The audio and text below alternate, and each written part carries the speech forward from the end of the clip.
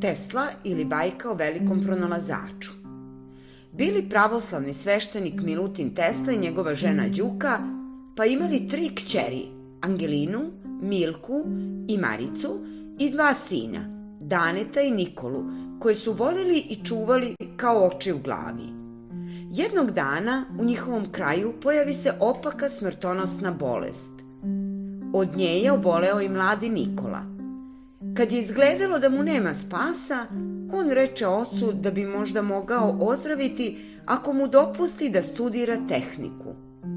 Čuvši njegovu želju, otac, koji ga je do tada spremao za sveštenika, promeni svoju odluku i dozvoli mu. Nikola ubrzo ozdravi i kada se oporavi od bolesti, krenu u svet. Pregršt uspomena o roditeljskoj ljubavi i svojim dečačkim nestašlucima u rodnom Smiljanu spakovao je u svoje srce da ga brane i isceljuju kad god ga život zaboli. Tako je započela najčudesnija bajka s kraja 19. i početka 20. veka.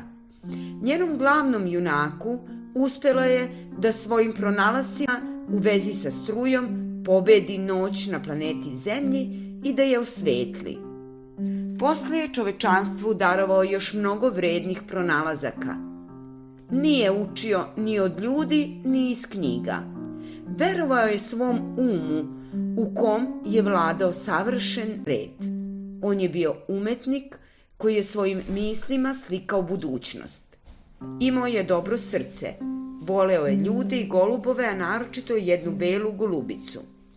Pesnik Laza Kostić govorio je da je on izumetnik, istovremeno izumitelj i umetnik. A on sam je za svoj nesvakidašnji dar zahvaljivao svojim roditeljima. Majka Đuka je bila prvorazredni pronalaz predmeta za domaćinstvo, a otac Milutin mu je redovno davao vežbe za jačanje pamćenja, rasuđivanja i kritičkog mišljenja. Nikola je dokazao da uporan rad, ujedinjen sa darovitošću, može da promeni svet. Za sobom je ostavio oko 700 pronalazaka i još mnogo ideja koje se i danas razvijaju. Svoj život opisao je u knjizi Moji izumi. Na svet je došao 10. jula 1856. godine u Smiljanu. Svet je napustio 7. januara 1943. godine u Njujorku. Njegovi zemni ostaci počivaju u Beogradu.